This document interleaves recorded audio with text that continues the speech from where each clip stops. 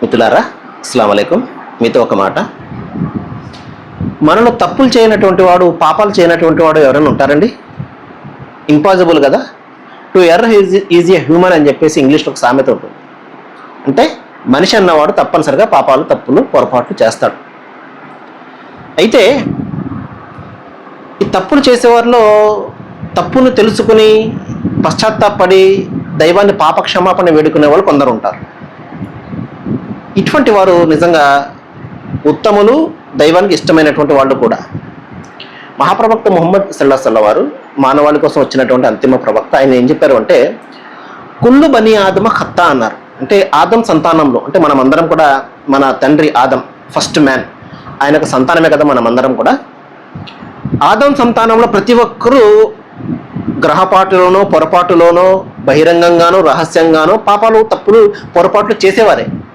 అయితే ఖైరన్ ఖత్తాఉన్ తవ్వాబున్ అన్నారు. అంటే ఈ పొరపాటు చేసే వాళ్ళలో ఉత్తమమైన వాళ్ళు ఎవరు అంటే, తన తప్పును తెలుసుకుని పశ్చాత్తాపడి దైవం వైపునకు పాప క్షమాపణ కోసం మరలేవారు అని చెప్పేసి ప్రవక్త చెప్పడం జరిగింది.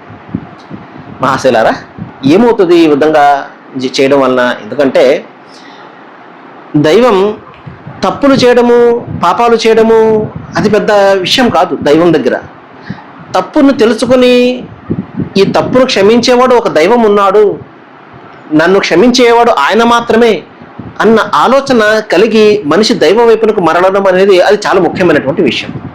ఖురాన్లో కూడా ఒక మాట చెప్తాడు దైవం. అదేమిటంటే, తూబు ఇలల్లాహి తౌబతన్ నసూహా అంటాడు. మీరు దైవం వైపునకు చిత్తశుద్ధితో కూడినటువంటి పశ్చాత్తాపంతో మరలనండి అని చెప్పడం జరిగింది. కాబట్టి పొరపాటు చేసినా, పాపాలు చేసినా, లేకపోతే తప్పులు చేసినప్పటికీ ఆ తప్పును తెలుసుకోవడం అనేది ఇంపార్టెంట్. ఆ తప్పును గ్రహించడం అనేది ఇంపార్టెంట్.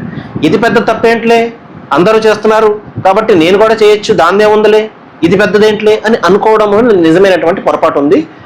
చాలా ప్రమాదం కూడా అది చెప్పాలంటే. కాబట్టి చిన్నదైనప్పటికీ, పెద్దదైనప్పటికీ కూడా ఒక పాపాన్ని, ఒక తప్పుని, ఒక పొరపాటుని చేసినప్పుడు దాన్ని గ్రహించి వెంటనే దైవం వైపునకు మరలి పాప క్షమాపణ నిమిత్తం ఆయన వేడుకున్నప్పుడు నిశ్చయంగా ఆ పాపం అనేది పోతుంది. లేనట్లయితే ఒకదాని తర్వాత ఒకటి, ఒక తప్పును కప్పిపెట్టుకోవడానికి మరొక తప్పును చేసుకుంటూ మనిషి తప్పునమయం అయిపోతుంది జీవితం అంతా కూడా. అటువంటి జీవితం నుండి మనం బయటపడదాం. సర్వేజన సుగుణ భవంతు. Thank you.